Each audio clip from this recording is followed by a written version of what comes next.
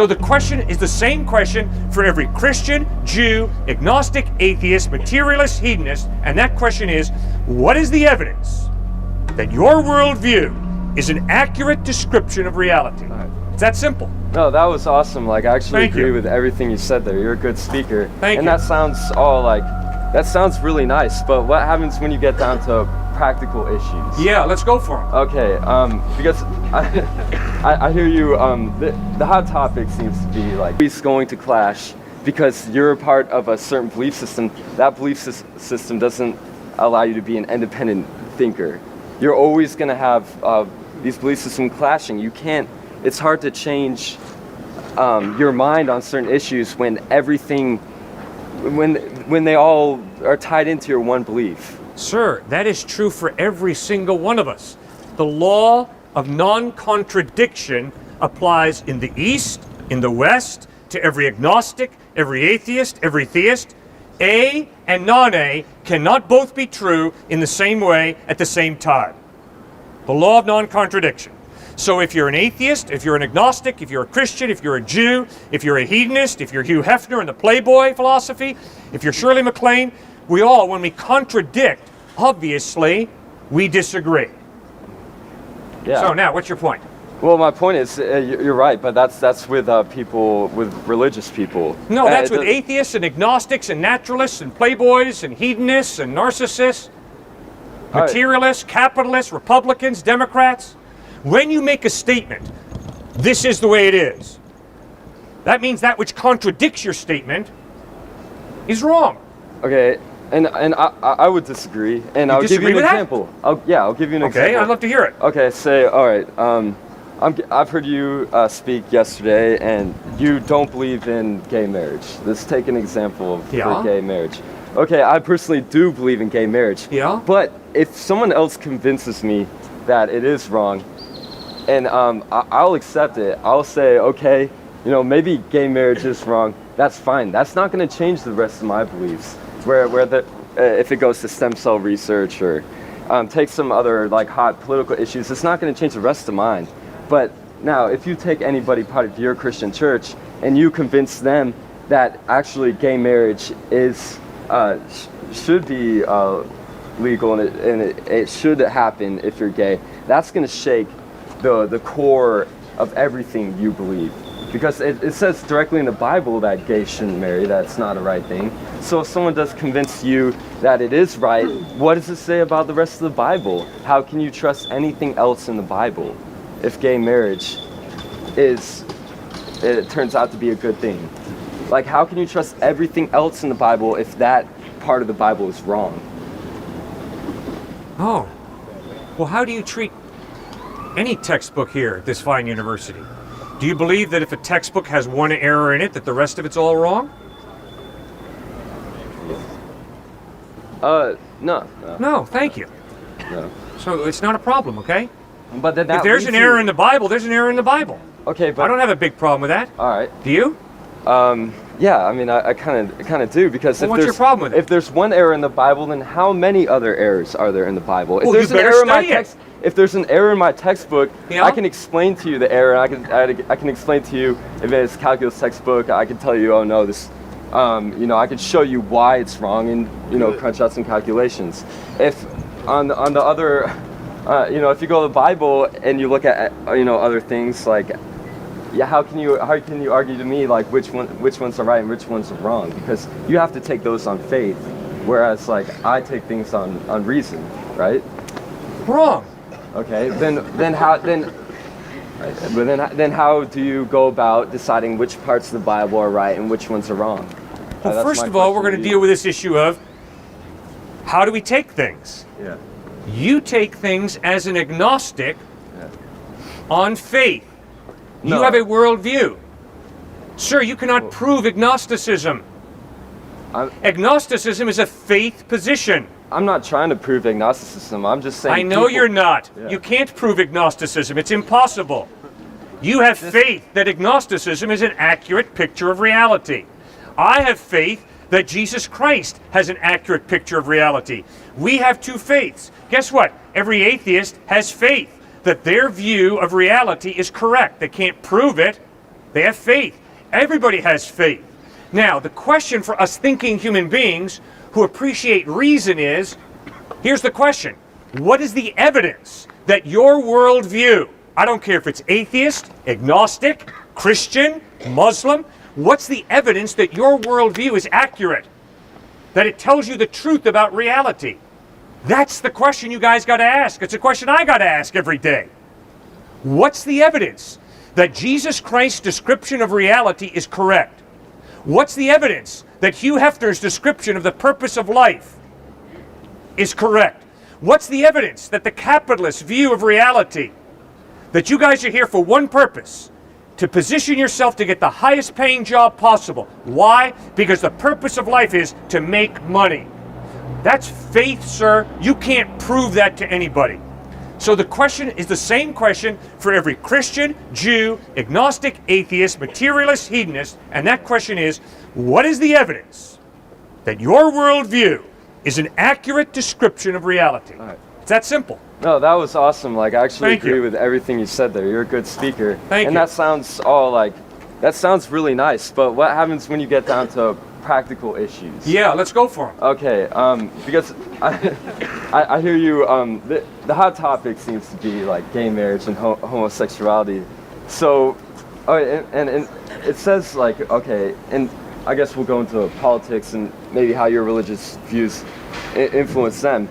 Who are we to say what homosexuals do, or what kind of version of religion they practice? Who are we to say that they shouldn't be able to marry? Who are you to say that they shouldn't be able to marry? It's very, very simple. The question is there a purpose to human sexuality, or is human sexuality a cosmic accident? If human sexuality is a cosmic accident, it doesn't matter what you do sexually. Yeah. Totally relative, totally subjective. You can have sex with your dog, with 25 women, 50 men. It really doesn't matter. Okay? Because it's all relative. But if there is a God who has created our sexuality, and if He created our sexuality for a purpose, then it would behoove every single one of us to find out what is the purpose for which He created our sexuality.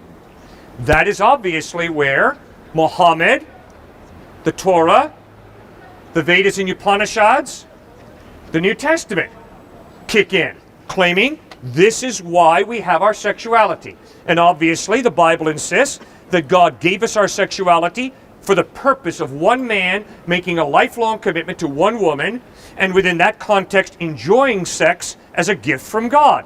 To rip sex out of that context is to trivialize yourself, your sex partner.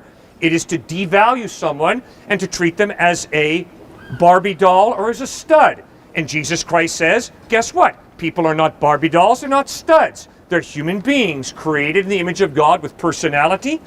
We can make a commitment to each other, and it's within the context of that lifelong commitment that we're to enjoy sex as a gift from God. Okay, so what's wrong with two men being married? So what is wrong with that? If they can stay truthful to each other, like what's wrong with that? Or two women being married? What bad comes out of that situation?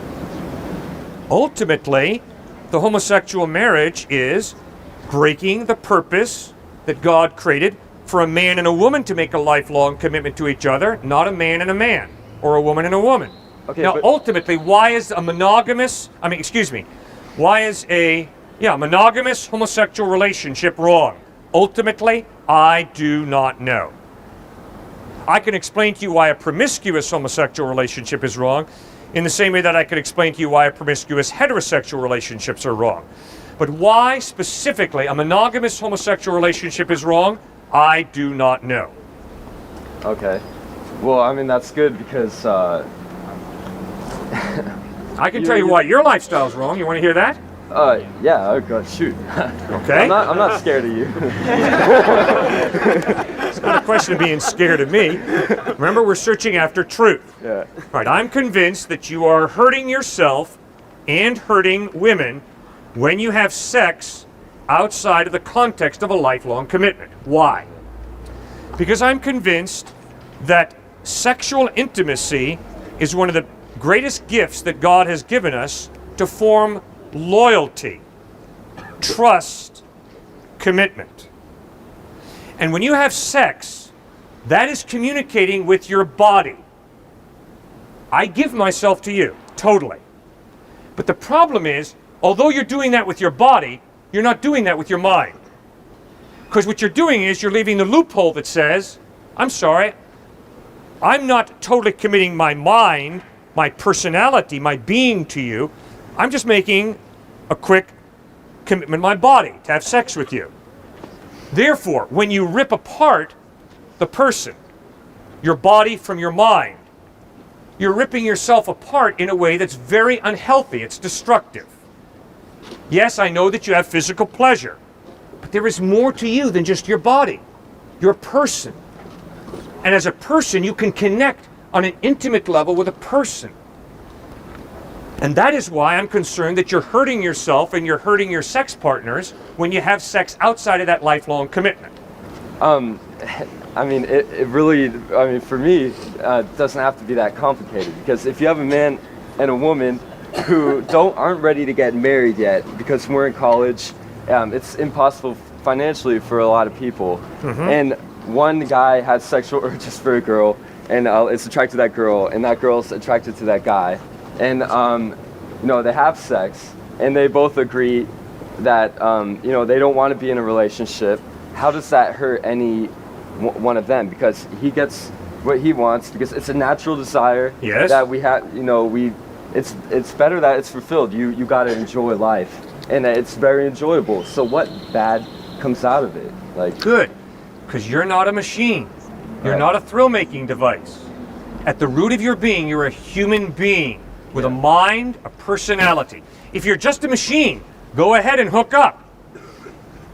But if you're more than a machine, then what you got to ask yourself is it wisest for me to give my entire being, mind, personality, and body to one person who we make a lifelong commitment to, or is it best for me simply to have an impersonal hookup in order to go through orgasm so I can have a physically pleasurable experience? And according to Christ and the Bible, and according to my observation as I work with prostitutes and pimps in different cities, and as I work now a little bit more with the child sex traffic trade, what you got to realize is you're not just a body. You're a body and a personality. And God gave us this gift of sex to enjoy with a person in a personal way, not just with an object that gives you physical gratification. but you could definitely still have an emotional or spiritual connection with a girl before you're married. You can have yes. a relationship. Yes, absolutely. And you could also do that with an open relationship too. You could be friends with a girl, and you could still have like a spiritual and emotional connection to her. Okay, but here's the point. Here's where the destruction comes in. You're right. You can have a relationship. And then when you have sex with that woman that you're building a relationship with, there is a bonding that occurs. That if you're thinking, it's getting deeper. Then if you break that bond and hop into bed with someone else and you're starting to build another bond with them, you keep on breaking like that and you're scarring. You're hurting. You're hurting yourself. You're hurting her. Because you begin to bond and then you break. You begin to bond and then you break. And it's like keeping on ripping open a scab. You're breaking and it's hurting. Man, I mean, I'm grateful for every relationship I've had. I'm sure like everybody else agrees that, I'm grateful for every single relationship I've had in the past. And yeah, it had to end and that sucks. But you get over it and life moves on. I think you can learn from the relationships you've had in the past. And they turn out being good things in the future. Okay. Because if you wait for one girl let's put it another way. I mean, yeah, okay, like I said, past relationships can be good things. Okay, how do you feel if your mother's sleeping around with a bunch of different men? I probably wouldn't like that, but why not? I know she wouldn't do that, and I know my dad wouldn't cheat on her either. Okay, why are you grateful for that? Well, that's a really complicated question. I don't want to Isn't it? go off too much. Really complicated But question. it creates, like you said, like eventually it does allow for, a greater bond. I do agree with you there, but that's later in their life. They got married when they're 30. I'm still 21. Like, they got married when they're 30, and and it's good because they are able to create a stronger emotional bond. And they're able to raise children better. It's more stable. It's a more stable system. Yep. Good. Now, all of a sudden, I've been fooling around. My fiance's been fooling around with a lot of different sex partners. All of a sudden, we walk down an aisle, and we say, I do. And all of a sudden, we're trying to build a trust relationship, a loyal relationship. But we both know the history of the other, that we really like to play the field. But now we're making a commitment to each other. And now we're trying to trust each other. Yeah. See the problem? Well, If my history is playing the field, what on earth gives her the confidence that I'm going to stop playing the field? Well, me personally, I'm probably not going to go for a girl who I've known has played in the field a lot. Whoa! Oh, baby, I like where this one's going. All right, explain that one. Booyah. So you can play the field, but she can't, right? Here we go. Thanks for your honesty, man. That was well put. Because you weren't just speaking for yourself, you were speaking for a lot of guys, obviously. So it's just fine for me to go out and play the field. But when I marry her, she better not be that type of person. I think the important thing is if you do have an open relationship, then the important thing is just to be honest, to say straight up that, hey, I'm not looking for a close relationship. And if everybody's honest with each other, nothing bad can come out of it. If she's honest with me, nothing can go wrong. Good. Okay, well, I love the honesty of a student I got to talk to at the University of Florida down in Gainesville. This guy steps out of the crowd and he says, now, Cliff, you got to understand, I really love my girlfriend. She really loves me. We're not married. We have sex all the time. There's nothing wrong with that. I said, well, man, it's outstanding to hear that you really love her. Tell me about it. He waxed poetic for a couple of minutes. I interrupted him and said, one question. Tonight she's involved in a car accident and her beautiful face and her beautiful body is totally rearranged and scarred by the car wreck. Will you still love her tomorrow? And the guy was brutally honest. He said, no way, man. If her face is totally rearranged in a car wreck tonight, I'm going to ditch her and go out and get some other fox. I said, okay, now let me ask you a second question. Does your girlfriend really love you? He said, oh yeah, man, she really does. I said, tell me about it. He waxed poetic for a minute. I interrupted him and said, now, tonight you are involved in a car wreck, sir. Your handsome face is totally scarred. Your body is totally rearranged. Is she still going to love you tomorrow? And the dude said, yeah. I said, okay, my man, according to Jesus Christ, she's ready to make a lifelong commitment to you, to really love you, which is not just infatuation. It's not just excitement. It's not just convenience. She is ready to love you, to seek your highest good, to give herself to you, and to make a lifelong commitment. But you, my man, are just using her. That's why Christ says, enjoy sex within marriage, because you don't use people. You respect people. You love people. A week ago, I would have said I was a hard atheist. Today, I would say I'm agnostic.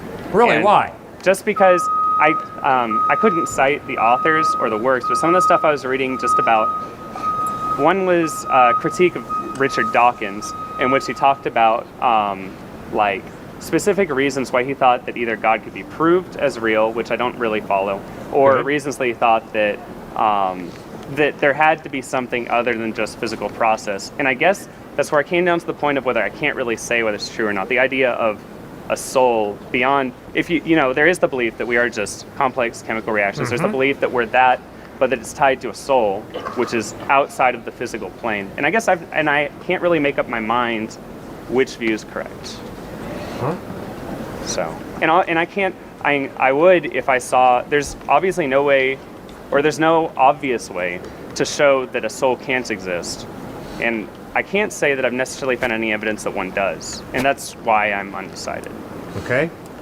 Okay, here's why I believe that Alex has a soul, that I have a soul. Because I'm convinced you have a free will. Why am I convinced of that? Because I'm convinced that tonight you can look back over the events of this day and you can critique yourself. You can say, when I did that, good, I want to repeat that tomorrow. When I did that, bad, I don't want to repeat that tomorrow. In other words, you have the ability of self-perception. Right. You can know yourself. And why couldn't that be a complex chemical reaction itself? Well, if it is, then it's not really you critiquing yourself, it's just you living out those chemical reactions. Yeah. In other words, I think determinism wins the day if Yeah. there is no God. Because we're just biochemical reactions, highly complex, obviously we don't understand them all, but still, you reduce me to a chemical reaction. And I think that, would you see the movie Crash? No, I actually haven't seen it. All right, I want you to watch that movie, all right? Okay. Matt Dillon, right, plays this white racist police officer. He pulls his car over one night. He's giving a sobriety test to the African-American driver. All of a sudden, the woman comes out of the car to protest, and he starts fondling her sexually. Then they leave, and his fellow police officer asks for a transfer. He was so grossed out by it. Next day, Matt Dillon comes upon a car that's overturned, gas is leaking, the flames are coming, but he knows the driver's in there. He crawls in there. The woman driver raises her head, looks Matt in the face. It's the woman he fondled the night before. She screams, "Get out of here!" He says, "No, I got to save you." The flames are getting closer and closer to the gas. His fellow police officers are saying, "Get out of there, you're going to blow." He stays in there in spite of the fact that all of his instincts for survival and self-preservation, not to be hauled into court on sex charges by the woman, say, "Get out of there and let her blow and you can save your life." Instead of that, he does what he ought to do. He does what he should do. He cuts her out of the seatbelt, saves her life. See, I think that's a tremendous example of soul. Meaning by that, all my instincts are telling me, get out, save your hide. But there's this sense of oughtness, what I should do, and I put my life on the line to save this woman. I think it's a tremendous example of that free will, of that ability to love, ability to critique my instincts and say, shut up, instinct, I'm going to do what's right instead of what my self-preservation instinct drives me to do. That's what I mean. Yeah, and yet at the same time, you could say that that choice to do what you ought to do and not follow your primal instincts could be just a product of the way you were raised. This police officer was racist, but he's also raised in such a way that he valued human life, and maybe in an emergency situation recognized this is a human life that I could save. And you could say that's also just instinct in a sense. It's more complex than just pure survival. I need to do whatever is going to save me. But it's the way he was raised to say this is how you be a good person, this is how you do well in society, and just applied to that situation. Yeah, but isn't there a part of you that judges your instincts? Isn't there a part of you that judges the way you were raised? Isn't there a part of you that judges the innate drives that you have?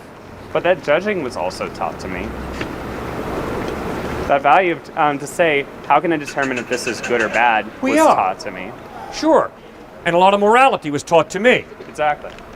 But when I become an adult, I have an ability to critique what I was taught and to figure out, do I want to stay with this or do I want to break with it?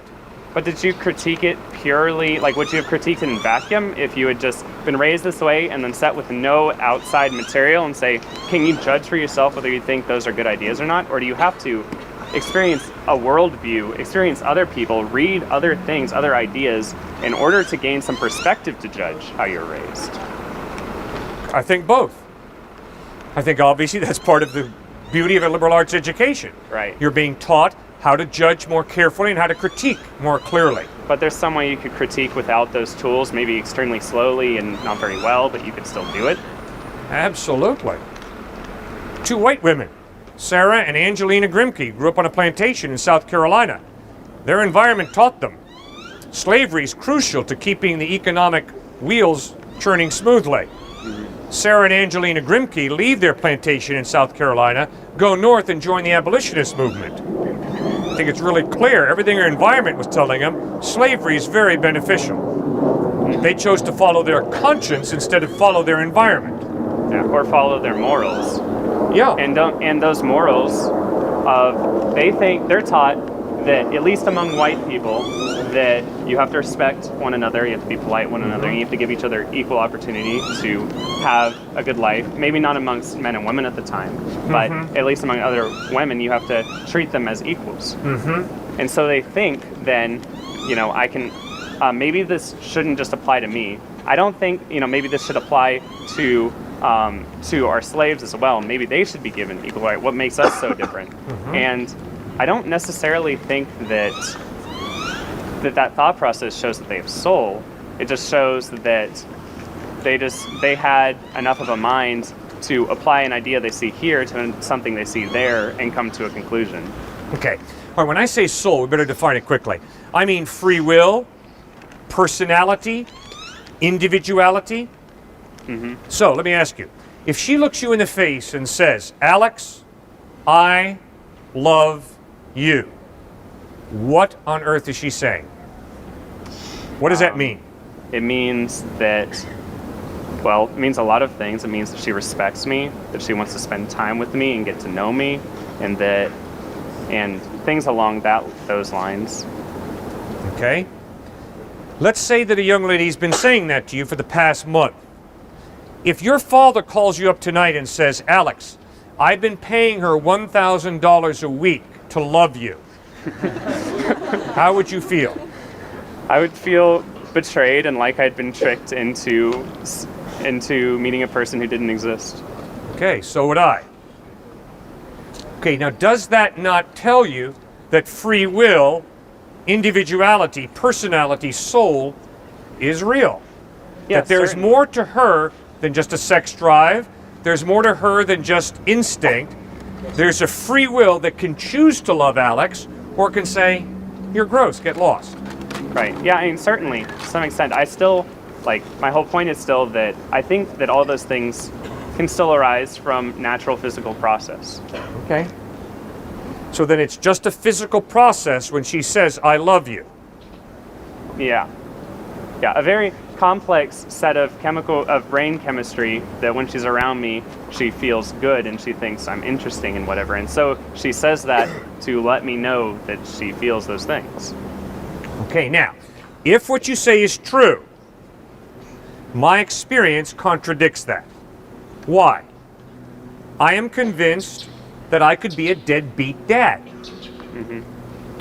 I'm convinced I could really love and provide for my children. My experience is I don't have to do either.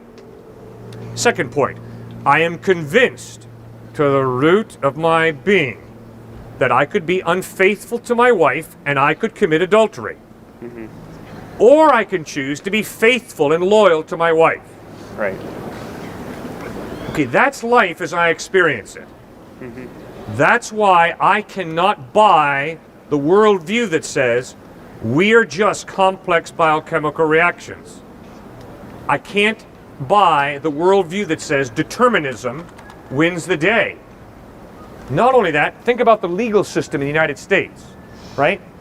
Little dude comes around the corner of the building. Balding, little gray hair, big stack of books under his arms. I haul back and hit the guy as hard as I can. I'm hauled into a court of law. The judge says, Cliff, what are you doing? Why'd you hit the guy? I said, wait, Your Honor, when I was a little kid, my dad abused me. And my dad had a balding head and he had little gray hair. And every time he'd abuse me, Your Honor, he'd take up a big book and just cream me over the head with it. And this guy just so reminded me of my dad that due to the influences of my environment, I had to hit him. Fortunately, the legal system in the United States is not based on that worldview. Fortunately, the legal system in the United States is based on, no, Cliff, you have a soul, you have a free will, and guess what, Cliff? You're responsible for smacking that professor. I'm sorry that your father abused you, but you still have a free will, and we're going to put you into jail for smacking that professor. Yeah, but by turning the same coin, you could say that, sure, we have people who make bad choices in this country, and the way we're going to change that is through a legal system. It's not necessarily we're saying they had a free will that wasn't natural process and that they just chose to do that. We're saying that because their environment raised to do that. We need to put them in a different environment where they'll be taught not to do that. Yep. And through physical process, then people, at least in theory, become better people through the system. Yeah. My experience as a parent is that my children have a free will, meaning by that they got the same mom and dad, they got the same environment, they go to the same schools, but man, they are radically different. So that's why I'm convinced, because of that kind of evidence, that indeed there is a soul, a personality that we have. Yeah, but couldn't that be attributed to genetics? Yep, you can always reduce anything, right? Right. You can always reduce things. Right. But Alex, my experience in life is that's very dangerous. Why? Because a key part of your life is going to be standing in wonder that she really loves you and that she wants to be faithful to you. And if you reduce her love for you, if you reduce her faithfulness to you as being, well, it's simply a biochemical reaction, you're going to miss a big part of life.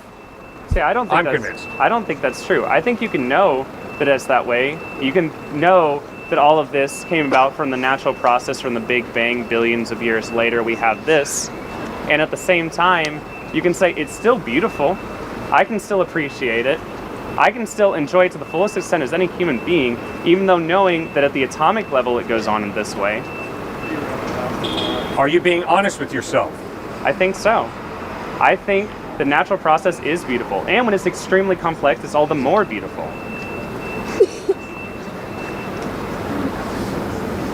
And I am honest with that. That's why I went into study physics in the first place.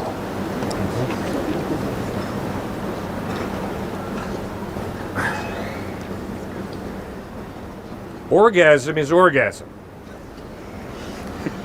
Why on earth it's got to be with one woman? Because you're loyal to her? Because you love her?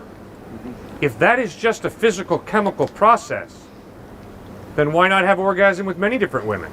Because it would be a negative chemical process for me to see her hurt if she ever found out about it.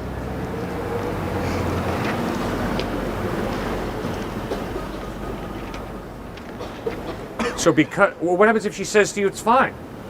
Well, for certain people, that works for them, and I don't really know if I have a basis to judge them. I haven't thought about it very hard, but I don't know if I do or not. For me personally, if she's the kind of woman who's okay with that, then she's not the one I would have fallen in love with in the first place, because I'm not okay with that kind of relationship. Why? Because, I don't know specifically for me, it's partially the way I was raised, probably, just partially from the way I was raised and my genetics, my personality today, that if I was in if I could try to have that intimate relationship with two people at the same time, I just, I haven't tried it, but I feel like I'd be really uncomfortable with it. Okay, now I would guess that the reason you feel uncomfortable with it is because you've had some experiences that are evidence that indeed there is more to that relationship with that woman than just hooking up. That you really are two individuals with a free will, and you can choose to be loyal to each other, but you don't have to be loyal to each other. I don't care what your environment's taught you. You can violate your environment. Isn't that a big part of the whole university experience, the whole college experience, right? We grew up in a certain environment, now we're here, whoopee-doo, let it rip. Right. Right? But isn't that the environment here? Yeah. That suddenly the constraints are removed. Yeah. So. And isn't it absolutely fascinating to watch different people make free choices to respond differently to the environment that's here? Yeah. Or they make, they go with the choices that they think typical of college students, and they go through those and they decide, I liked this one, I didn't like this one, I'm going to stick with this one, that sort of thing. And then they end up as a certain kind of person based on those experiences. All right. Well, now, Jesus Christ communicates, Alex, I love you. Respond to my love. Now, I would argue that that's free will involved here. Romeo says to Juliet, Juliet, I love you. Would you marry me? Juliet says, talk to me tomorrow. Tomorrow, Romeo says, Juliet, I love you. Would you marry me? Juliet says, tomorrow, talk to me then. If that pattern continues, Romeo and Juliet will never be married. So love doesn't coerce, it doesn't manipulate, but it reaches, it initiates, and then it waits for a response. Jesus Christ says, Alex, I love you. I died on a cross to forgive you and to give you eternal life. Now, will you respond to me? And I would argue you don't have to respond or not respond. Right. You've got to choose. So I feel like you can, at least you can make the argument that that choice still comes as a byproduct of the way you're raised and your initial genetics, and that everything else, that the person you were at that point would have made this decision given that knowledge. A different person might have made a different decision, or you might have made a different decision at a different time, but who you are at a specific instance, given some new knowledge, will respond to it in a certain way. Well, it's been an honor talking with you, man. Certainly. Thank you so much, Alex. Greatly appreciate it.